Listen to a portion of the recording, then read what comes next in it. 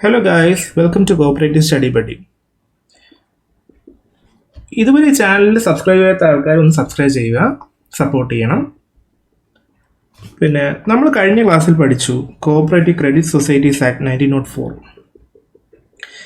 ഈ cooperative credit societies act 1904 കുറച്ച് drawbacks ഉണ്ടായിരുന്നു. ആ ഡ്രോബാക്സും കോഓപ്പറേറ്റീവ് സൊസൈറ്റീസ് ആക്ട് 1912 ഇത് രണ്ടുമാണ് നമുക്കൊന്ന് പഠിക്കേണ്ടത്.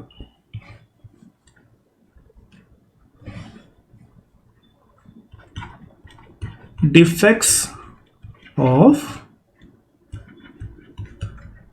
Cooperative Credit Societies Act 1904. അന്നത്തെ കാലത്ത് ഈ ആക്ട് കൊണ്ടുവന്ന സമയത്ത് എന്ത് പറ്റിയെന്ന് വെച്ചാൽ കുറച്ച് ഡിഫക്ട്സ് ഉണ്ടായിരുന്നു. ഈ ഡിഫക്ട്സ് കാരണം പുതിയൊരു ആക്ട് ഇവർക്ക് ഫോം ചെയ്യേണ്ടി വന്നു. ഒന്നാമത്തെ ഇമ്പോർട്ടൻ്റ് ആയിട്ടുള്ള ഒരു ഡിഫക്റ്റ് എന്ന് പറഞ്ഞു കഴിഞ്ഞാൽ ഫെഡറൽ സൊസൈറ്റികളും സെൻട്രൽ സൊസൈറ്റികളും രൂപീകരിക്കാൻ എന്ത് പറ്റി, ഇതിൽ പ്രൊവിഷൻ ഇല്ലായിരുന്നു. നമുക്കറിയാം ഫെഡറൽ സൊസൈറ്റി എന്ന് പറഞ്ഞാൽ ആ സൊസൈറ്റിയിൽ മെമ്പർഷിപ്പ് ആർക്കൊക്കെ ആയിരിക്കും, പ്രൈമറി സൊസൈറ്റികൾക്കും ഇൻഡിവിജ്വൽസിനും ആയിരിക്കും. അങ്ങനെ ഒരു ഫെഡറൽ സൊസൈറ്റി രൂപീകരിക്കാൻ വേണ്ടി പ്രൊവിഷൻ ഇല്ലായിരുന്നു. ഫെഡറൽ സൊസൈറ്റിയും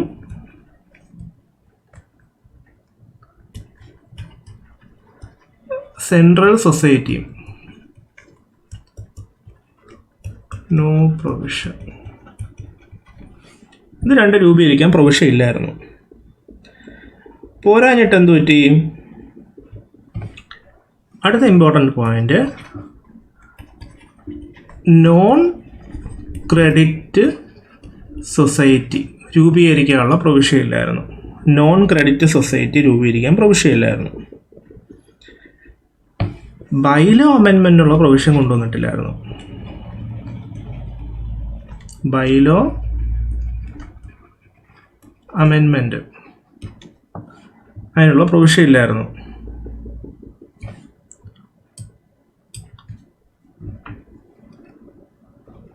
പിന്നെന്താണ് ഉണ്ടായിരുന്നത്, അതിൽ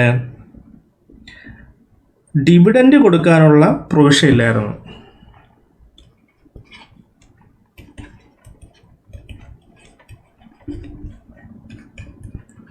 ഡിവിഡൻഡ് പേയ്മെൻറ്റിന് പ്രൊവിഷൻ ഇല്ലായിരുന്നു.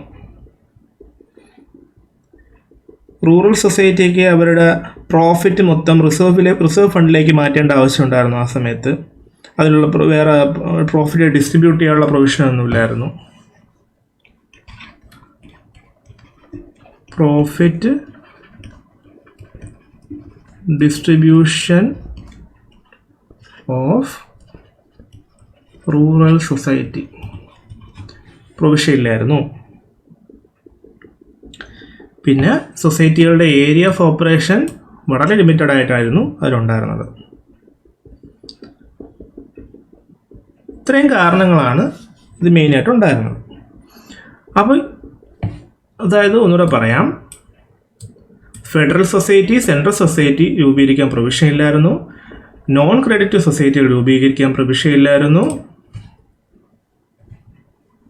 ഫെഡറൽ സൊസൈറ്റിയും സെൻട്രൽ സൊസൈറ്റിയും രൂപീകരിക്കാൻ പ്രൊവിഷൻ ഇല്ല. നോൺ ക്രെഡിറ്റ് സൊസൈറ്റി രൂപീകരിക്കാൻ പ്രൊവിഷൻ ഇല്ല.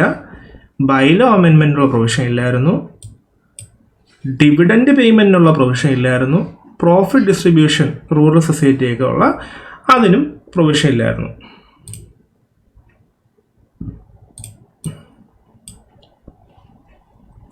അപ്പോൾ ഈ ഡിഫക്റ്റുകളൊക്കെ പരിഹരിച്ചുകൊണ്ട് എന്ത് ചെയ്തു, കോഓപ്പറേറ്റീവ് സൊസൈറ്റീസ് ആക്ട്, ക്രെഡിറ്റ് അല്ല, കോഓപ്പറേറ്റീവ് സൊസൈറ്റീസ് ആക്ട് 1912 രൂപീകരിച്ചു.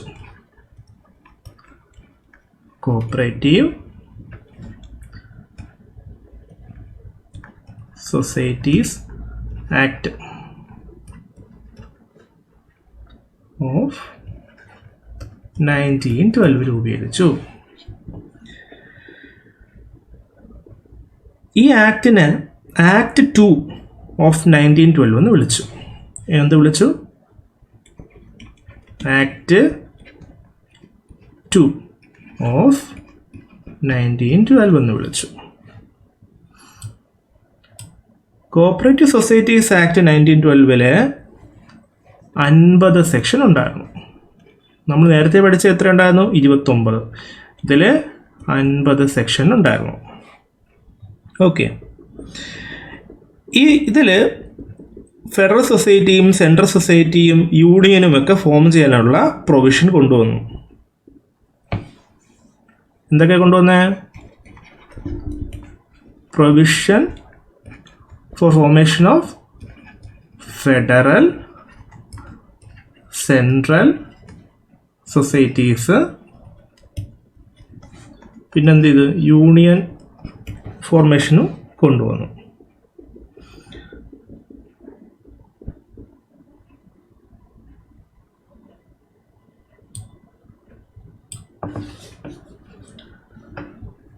പിന്നെ രജിസ്ട്രാറിനെ സഹായിക്കാനായിട്ട് വേറെ കുറച്ച് ആൾക്കാരെയും കൂടെ കൊണ്ടുവന്നിട്ടുണ്ട്. അതായത് രജിസ്ട്രാറിനെ സഹായിക്കാൻ നമ്മളിപ്പോൾ ഇല്ലേ AR ഒക്കെ ഉള്ള പോലെ രജിസ്ട്രാറിനെ സഹായിക്കാനായിട്ട് വേറെ കുറച്ച് ഓഫീസേഴ്സിനെ കൂടെ കൊണ്ടുവന്നു. പിന്നെ ഓഡിറ്റിന് ഫീസ് ഇല്ല എന്നുള്ള ആ പ്രൊവിഷൻ അങ്ങ് അവോയ്ഡ് ചെയ്തു.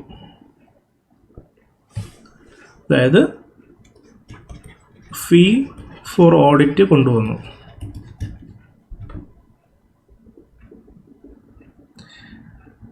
പിന്നെ ഇത് കഴിഞ്ഞപ്പോൾ എന്ത് സംഭവിച്ചു കഴിഞ്ഞാൽ മൊണ്ടേഗോ ചെംസ്ഫോർഡ് റിഫോം കൊണ്ടുവന്നിട്ടുണ്ട്. അതിൽ കോർപ്പറേഷൻ ഒരു പ്രൊവിൻഷ്യൽ സബ്ജക്റ്റ് ആയിട്ട് മാറി. അതൊരു പോയിന്റായിട്ട് പറയാം.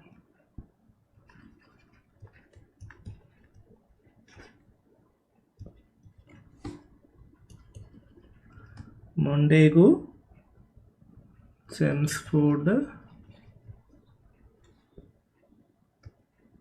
റിഫോം കൊണ്ടുവന്നു. ഇതൊക്കെ നമ്മൾ പഠിച്ചിട്ടുള്ളതാണ് 1919. അതിലെന്ത് ചെയ്തു? കോർപ്പറേഷൻ ഒരു പ്രൊവിൻഷ്യൽ സബ്ജക്റ്റായിട്ട് മാറി.